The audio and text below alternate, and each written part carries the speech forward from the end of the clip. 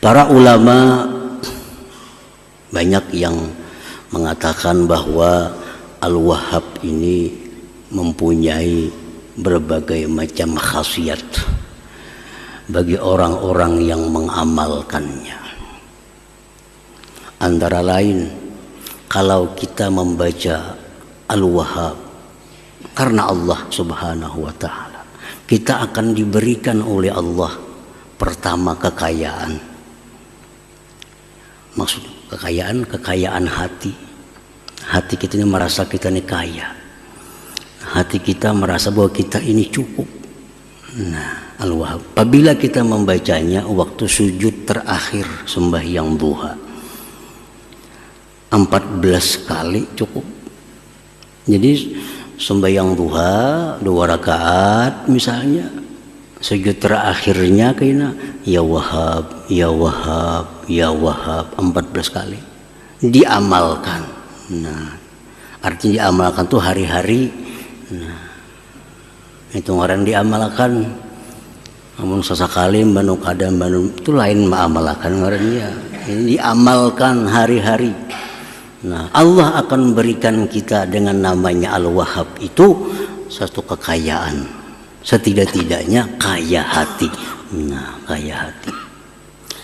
Nah, itu sudah dimujarab, dianggap mujarab oleh para ulama. Artinya kada seekong berdua ulama yang mengatakan itu mujarab.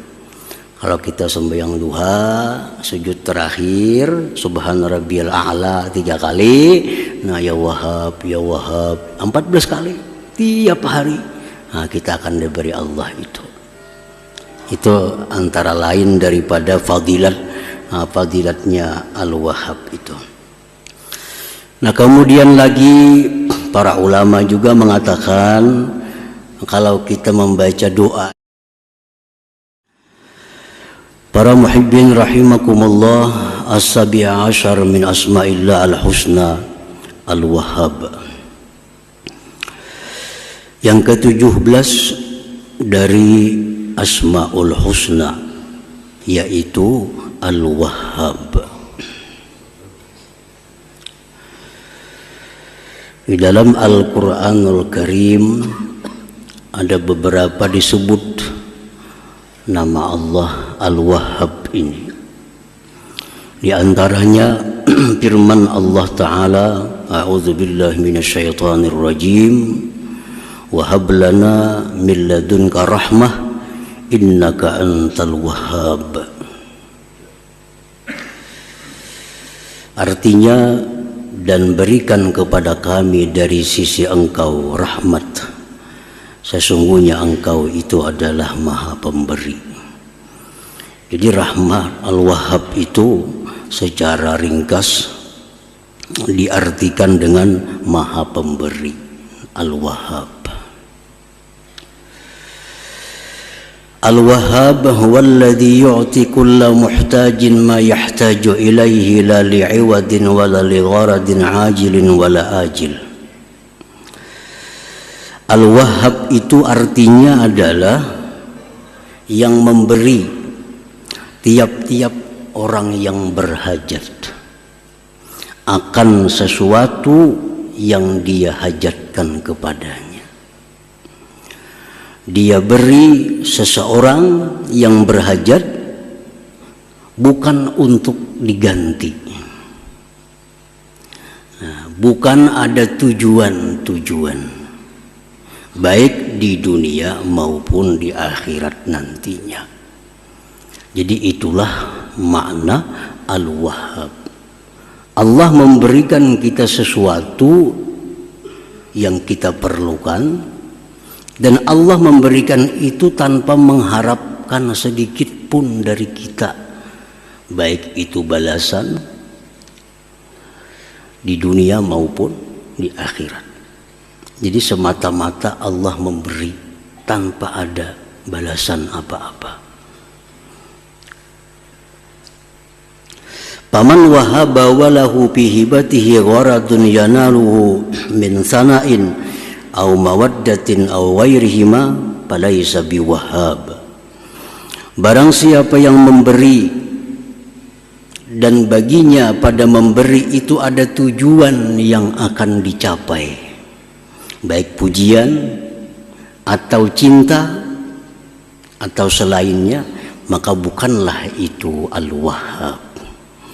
Nah, jadi kalau kita memberi sesuatu ada maksud, ada tujuan, baik tujuannya berupa materi atau tujuannya berupa pujian, maka bukanlah itu namanya Al-Wahhab. Jadi Allah memberikan semata-mata sesuatu yang kita perlukan, tanpa ada iming-iming apa, tanpa ada harapan apa-apa kepada kita ini. Para muhibbin rahimakumullah, perkara Allah menyuruh kita untuk takwa, Allah menyuruh kita sembahyang, Allah menyuruh kita sedekah, itu kembali kepada kita manfaatnya, bukan kepada Allah. Jangan sekali-kali berprasangka bahwa Allah itu menyuruh kita sembahyang supaya dia lebih mulia. Jangan sekali-kali berprasangka bahwa Allah itu menyuruh kita berzikir agar dia menjadi lebih tinggi. Bukan itu. Allah menyuruh berbagai macam kebaikan kepada kita, manfaatnya itu kembali kepada kita. Sedikit pun tidak akan kembali kepada Allah Subhanahu wa ta'ala. Nah, para muhibbin rahimakumullah, sebesar apapun taat kita kepada Allah, kada akan meninggikan kedudukan Allah. Sebesar apapun ibadah kita kepada Allah, kada akan menambah kemuliaan Allah. Sebesar apapun maksiat kita kepada Allah, sebesar apapun ingkar kita kepada Allah, sedikit pun kada akan menurunkan ketinggian derajat Allah Subhanahu wa ta'ala. Jadi perbuatan taat yang disuruh Allah kepada kita untuk kita, untuk kita. Perbuatan maksiat yang dilarang Allah kepada kita itu pun untuk kita. Karena setiap maksiat itu ada mengandung mudarat. Setiap maksiat baik kecil ataupun besar, di dalamnya ada mudarat, ada bahaya. Nah, oleh karena itu Allah melarang kita, jangan melakukan ini supaya kita jangan mudarat, bukan kembali kepada Allah Subhanahu wa ta'ala. Nah, para muhibbin rahimakumullah, jadi Allah memberikan tiap-tiap orang yang berhajat sesuatu yang dia hajatkan, bukan karena mengharapkan gantian dan bukan karena ada tujuan. Oleh karena itu Allah dinamakan dengan Al-Wahhab ini. Para muhibbin rahimakumullah, nah sekarang apa yang kita perlu kepada Allah? Ini Allah akan memberi kita apa yang kita perlu. Itulah namanya Al-Wahhab. Apa yang paling kita perlukan, apa yang paling manusia butuhkan.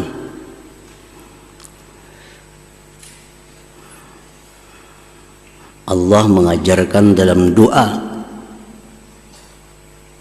pada kitab sucinya Al-Quran, wahab lana min ladunka rahmah innaka antal wahhab. Berikanlah kepada kami dari sisi engkau itu rahmat, bahwa engkau sungguh maha pemberi. Jadi yang paling kita butuhkan, yang paling kita perlukan adalah rahmat Allah Subhanahu wa ta'ala. Nah, apa itu pengertian rahmat secara lengkap? Rahmat itu biasa ringkas disebut kasih sayang. Nah, pengertian rahmat itu secara lengkap oleh ulama dijelaskan bahwa yang namanya rahmat itu mencakup 6 perkara. Jadi bila kita minta, ya Allah berikan hamba rahmat, berarti ada 6 yang kita minta. Apabila Allah memberikan kepada kita rahmat, berarti salah satu di antara 6 ini yang dia berikan kepada kita.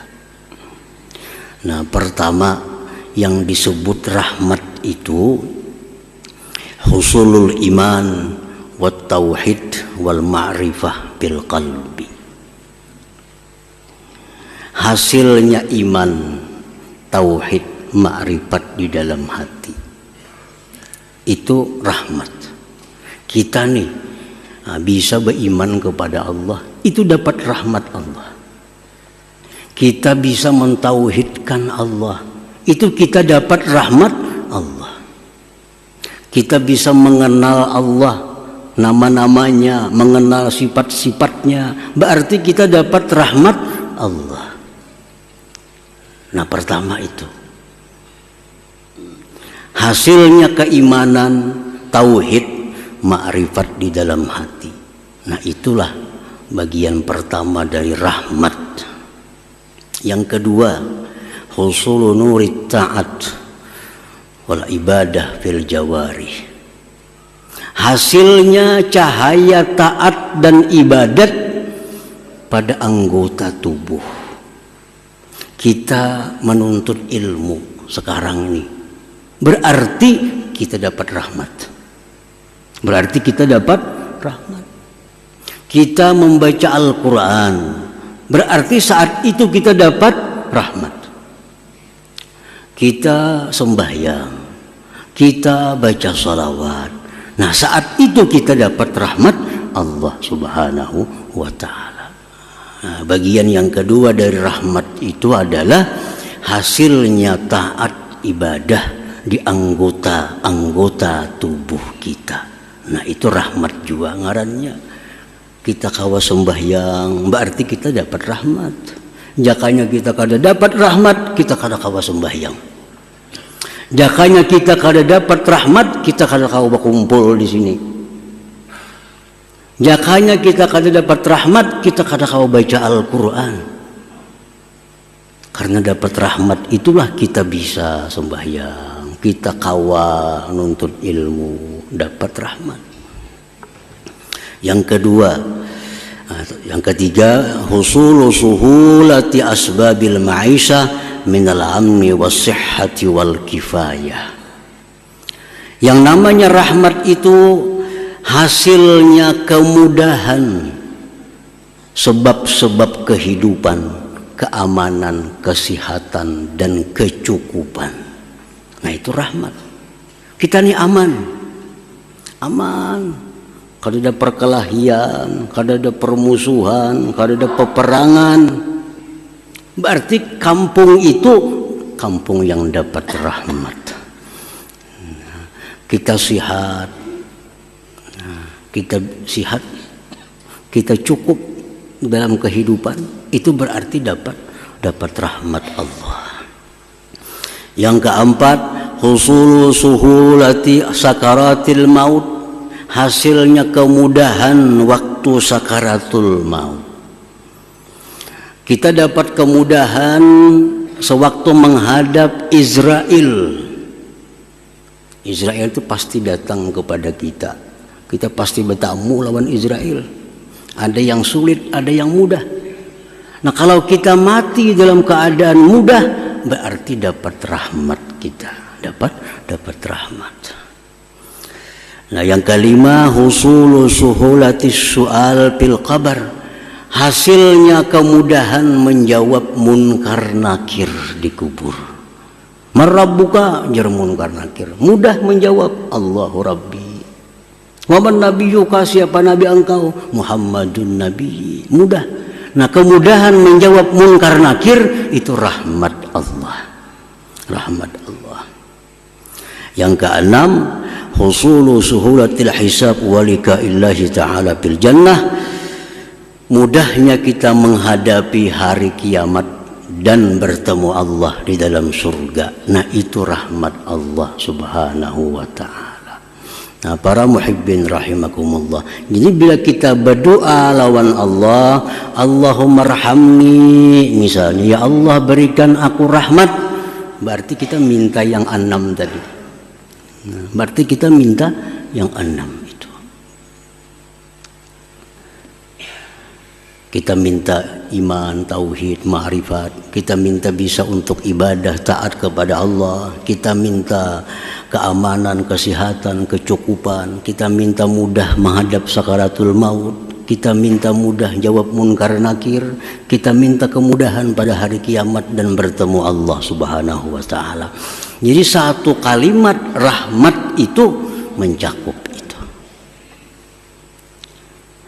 Nah, jadi Allah Subhanahu wa ta'ala yang bernama Al-Wahhab, Allah berikan rahmat itu kepada kita tanpa ada minta imbalan sedikit jua pun, tanpa ada untingan, tanpa ada tujuan apapun, semata-mata anugerah dari Allah Subhanahu wa ta'ala. Al-Wahhab. Para muhibbin rahimakumullah, kita dapat anak ini belum tentu rahmat. Anak yang namanya rahmat itu anak yang takwa kepada Allah, anak saleh. Kalau kita punya anak kita jadi anak yang saleh, baru itu anak rahmat kepada kita. Kita dapat istri, belum tentu istri ini menjadi rahmat bagi kita. Tapi kalau istri ini salihah, taat kepada Allah, taat kepada suami, maka ini istri rahmat bagi kita. Kita dapat duit, belum tentu duit ini rahmat. Tapi bila duit ini kita gunakan untuk ibadah kepada Allah, maka duit itu namanya rahmat. Pangkat, kedudukan, jabatan, belum tentu ini kedudukan rahmat. Kedudukan, pangkat yang namanya rahmat itu adalah pangkat dan kedudukan yang dijalankan dengan benar, yang dijalankan untuk mensejahterakan umat Nabi Muhammad sallallahu alaihi wasallam. Itulah pangkat yang namanya rahmat Allah Subhanahu wa ta'ala. Jadi setiap rezeki dari Allah belum tentu nikmat. Setiap nikmat belum tentu rahmat. Rezeki ini ada yang halal, ada yang haram. Nah, rezeki yang halal disebut nikmat. Nah, nikmat ini bila disyukuri menjadi rahmat. Tapi bila nikmat ini kada disyukuri, maka dia berubah akan menjadi azab kepada kita. Nah, para muhibbin rahimakumullah, al-asya'u allati tajlibu rahmatallah ta'ala, ini sesuatu yang membawa, yang menarik rahmat Allah. Nah, begitu pentingnya rahmat Allah, kita disuruh untuk mencari rahmat itu. Di mana kita mencari rahmat Allah? Nah, di mana andaknya rahmat Allah itu? Pertama, kalau kita hendak dapat rahmat Allah itu, satu, doa. Nah, berdoa. Dan doanya pun diajarkan oleh Allah. Doanya pun diajarkan oleh Rasulullah. Rabbana la tuzigh qulubana ba'da idh hadaitana wa hab lana min ladunka rahmatan innaka antal wahhab. Nah, baca aja doa itu memancing datangnya rahmat kepada kita. Dan rahmat ini kada diberikan Allah kepada semua orang. Rahmat ini hanya diberikan Allah kepada orang-orang yang dia cintai. Orang kafir kada diberi Allah rahmat. Dan kita kada boleh memintakan orang kafir agar dapat rahmat. Kada boleh. Ada orang kafir, mudahannya diberi rahmat, kita nang berdosa. Doa untuk orang kafir itu hanya satu. Ya Allah, berikan dia hidayah kepada jalan yang benar. Allahumma hdih ila siratil mustaqim. Kita melihat orang kafir, melihat orang musyrik, doakan agar mereka dapat hidayah, petunjuk dari Allah. Jangan didoakan dapat rahmat. Karena rahmat itu Allah kadang akan memberi kepada orang kafir. Rahmat hanya diberi kepada orang-orang yang dicintai oleh Allah Subhanahu wa ta'ala. Satu doa tadi. Nah, biasakan berdoa minta rahmat. Nah, bisa dengan doa tadi atau Allahumma arhamni, ya Allah berikan aku rahmat. Irhamni itu artinya berikan aku rahmat. Nah, wa minha hudhuru majlisi ilmin wa zikrin, dan sebagiannya lagi untuk mendatangkan rahmat itu menghadiri majlis zikir, majlis ilmu. Kita berkumpul, nah berkumpul berzikir kepada Allah itu mendatangkan rahmat. Baik zikirnya berupa menyebut lafzul jalalah atau zikirnya itu membahas tentang hukum-hukum Allah. Kita dudukan bertiga, berempat, 10, 20 orang, kita berzikir. Baik zikir salawat, Quran, atau kita membaca kitab-kitab yang membahas tentang halal haram. Nah itu datang rahmat Allah kepada kita, turun rahmat Allah kepada kita. Rasulullah SAW bersabda, la yaq'udu qaumun yazkuruna Allah azza wa jalla illa haffathumul malaikah wa ghashiyatuhumur rahmah wa unzilat alaihimus sakinah wa zakarahumullah fi man indah, rawahu Muslim. Tidak duduk sekelompok orang berzikir kepada Allah, melainkan meliputi akan mereka itu oleh malaikat. Nah, malaikat ini bertumpang-tumpang sampai ke atas langit. Ini malaikat melindungi orang nang zikir kepada Allah nih, bertumpang berlapis-lapis sampai ke atas langit. Wa ghasyiyatuhumur rahmah, dan meliputi akan mereka itu orang yang berzikir rahmat Allah. Nah, orang ini diliputi oleh rahmat Allah dan diturunkan atas mereka ketenteraman, dan mereka disebut-sebut Allah di sisi para malaikatnya. Jadi hadir ke majelis ilmu, hadir ke majelis ta'lim, itu adalah menarik rahmat Allah. Nah, yang ketiga, ziaratus salihin, ziarah kepada orang saleh. Ziarah bailang, baik yang diilang ini masih hidup atau yang diilang ini sudah dikubur. Kita ke kubur orang saleh, kita bailang ke rumah orang saleh, kita bertemu mereka, itu kita dapat rahmat Allah Subhanahu wa ta'ala. Walaupun kita diam, tak ada bebandir apa-apa, duduk, nah sudah dapat rahmat Allah. Nah, Imam Sufyan Ibnu Uyainah mengatakan, inda zikris salihin tanzilur rahmah. Ketika kita menyebut nama orang salih, kita dapat turun rahmat Allah Subhanahu wa ta'ala.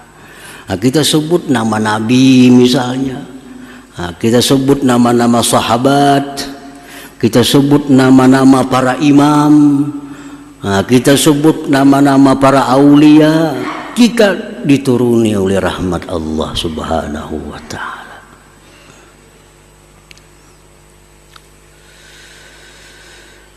Nah, wa minha, dan setengahnya lagi, al-i'tikaf fil masjid, i'tikaf di masjid.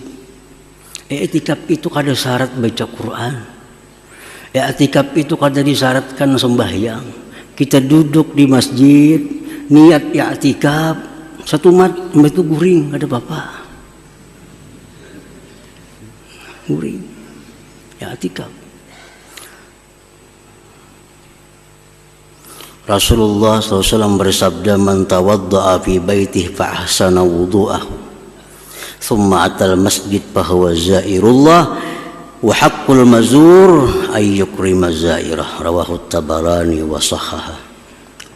Ujar Nabi, siapa yang berwudu di rumahnya dengan wudu yang sempurna, yang baik, kemudian dia datang ke masjid, nah, datang ke masjid, maka dia ini disebut zairullah, mailangi Allah. Disebut mailangi Allah. Jadi kita berwudu di rumah. Nah, di manakah berwudunya? Asal wudu yang baik. Kita datang ke masjid, kita disebut mailangi Allah, ujar Nabi kita. Dan pastilah yang diilangi itu Allah, artinya ayyukrima zairah, memuliakan orang yang mailangi. Kita aja pun ada orang mailang kita muliakan dengan jamuan minuman atau sebagainya, apalagi Allah. Nah, cuma Allah menjamu para tamu-tamunya dengan rahmatnya, dengan rahmatnya. Jadi kita berkumpul di masjid ini macam-macam fadilatnya. Antara lain kita duduk di masjid ini pada hakikatnya kita mailangi Allah Subhanahu wa taala, dan wahakun pasti alal mazur, yang diilangi Allah memuliakan tamunya. Jadi orang yang suka ke masjid, duduk i'tikaf, itu orang yang selalu dapat rahmat Allah Subhanahu wa taala. Wa minha qiraatul Quran, baca salawat, itu semua memancing kita untuk selalu berada dalam rahmat Allah Subhanahu wa taala. Nah, para muhibbin rahimakumullah. Al-mu'min bismillahil wahhab, orang yang beriman dengan nama Allah Al-Wahhab. Al-Wahhab adalah yang memberi tanpa ada mengharapkan imbalan apapun. Nah, kalau kita beriman, kita percaya bahwa Allah itu Al-Wahhab, Allah memberi tanpa minta imbalan sedikit pun dalam bentuk apapun, kita selaku manusia, hambanya yang mengimaninya, ayyu'ti ma yamlikuhu liwajhillahi ta'ala wahdah, la lil wusul ila na'imil jannah awil hadzari min azabin nar aw li hazzin ajilin aw ajil. Nah, kalau kita sudah beriman kepada Al-Wahhab sebagai nama Allah, maka kita memberikan sesuatu yang kita miliki kepada orang lain semata-mata karena Allah. Nah, semata-mata karena Allah. Bukan untuk masuk surga, bukan untuk selamat di neraka, bukan untuk apapun. Kita memberikan kepada orang sesuatu yang kita miliki semata-mata karena Allah. Itulah orang yang beriman kepada nama Allah Al-Wahhab ini. Jadi ini memberi sesuatu bukan untuk supaya selamat. Ini memberi sesuatu bukan untuk minta puji. Dia memberikan sesuatu bukan untuk masuk surga. Dia memberi sesuatu bukan untuk terhindar dari api neraka, tapi dia memberi sesuatu kepada orang karena Allah Subhanahu wa taala. Titik, ingat situ aja. Nah, itulah contoh orang yang beriman kepada nama Allah Al-Wahhab tadi. Jadi kada usah lagi kita bersedekah supaya kada usah, cukup karena Allah. Dan apabila kita memberi sesuatu itu karena Allah, semua yang lain itu mengikuti, akan datang dengan sendirinya, walaupun kita kada mengharap, walaupun kita kada meminta. Kita memberi makan orang karena Allah, otomatis sudah Allah akan beri dia surga, akan Allah jauhkan dia dari neraka. Dia akan dapat pujian dan dicintai oleh hamba-hamba Allah, walaupun itu di luar daripada harapan kita. Tapi kalau kita memberi supaya dipuji orang, belum tentu dipuji orang. Kalau kita memberi supaya dihormati orang, belum tentu dihormati orang. Tapi kalau kita memberi karena Allah semata-mata, semua yang lain akan kita dapatkan. Nah, jadi itu buah iman daripada nama Allah Al-Wahhab. Allah Al-Wahhab memberikan kepada orang tanpa ada tujuan apapun. Nah, kita pun memberikan kepada makhluk Allah tanpa tujuan apapun selain karena Allah Subhanahu wa ta'ala. Nah, para muhibbin rahimakumullah, para ulama banyak yang mengatakan bahwa Al-Wahhab ini mempunyai berbagai macam khasiat bagi orang-orang yang mengamalkannya. Antara lain kalau kita membaca Al-Wahhab karena Allah Subhanahu wa taala, kita akan diberikan oleh Allah pertama kekayaan. Maksud kekayaan hati. Hati kita ini merasa kita ini kaya. Hati kita merasa bahwa kita ini cukup. Nah, Al-Wahhab. Apabila kita membacanya waktu sujud terakhir sembahyang duha, 14 kali cukup.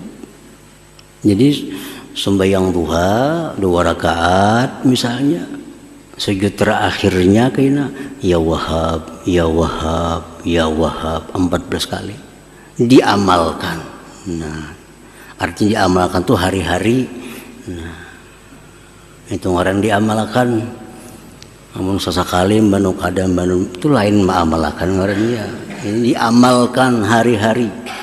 Nah, Allah akan berikan kita dengan namanya Al-Wahhab itu satu kekayaan. Setidak-tidaknya kaya hati. Nah, kaya hati.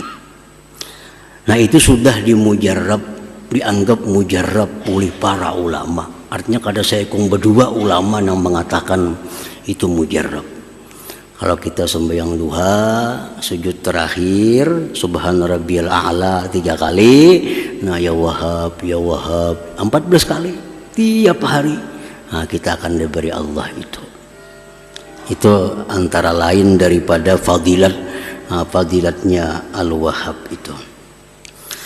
Nah, kemudian lagi para ulama juga mengatakan kalau kita membaca doa ini 7 kali setiap sembahyang fardu. Rabbana la tuzigh qulubana ba'da idh hadaitana wa hab lana min ladunka rahmah innaka antal wahhab. Kita akan dijaga oleh Allah. Dijaga dari apa? Dari ikut aliran-aliran yang sesat. Sehingga sampai mati kita mengikuti aliran yang lurus, jalan yang lurus. Rabbana la tuzigh qulubana. Wahai Tuhan kami, jangan kau condrongkan hati kami. Ba'da idh hadaitana, sesudah engkau beri kami hidayah. Wa hab lana min ladunka rahmah, berikan bagi kami rahmat dari sisi engkau. Innaka antal wahhab. Baca 7 kali mbah sembahyang. Mengkada kawa kalima waktunya barang mbah maghrib mbah subuh.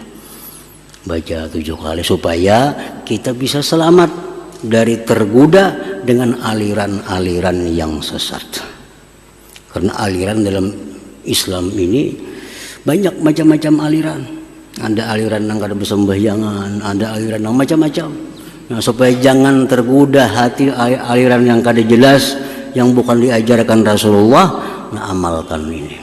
Rabbana la tuzigh qulubana ba'da idh hadaitana wa hab lana min ladunka rahmah innaka antal wahhab. Insyaallah kita akan dibimbing sampai akhir hayat kita berada di jalan yang diridhai oleh Allah Subhanahu wa taala. Amin ya rabbal alamin.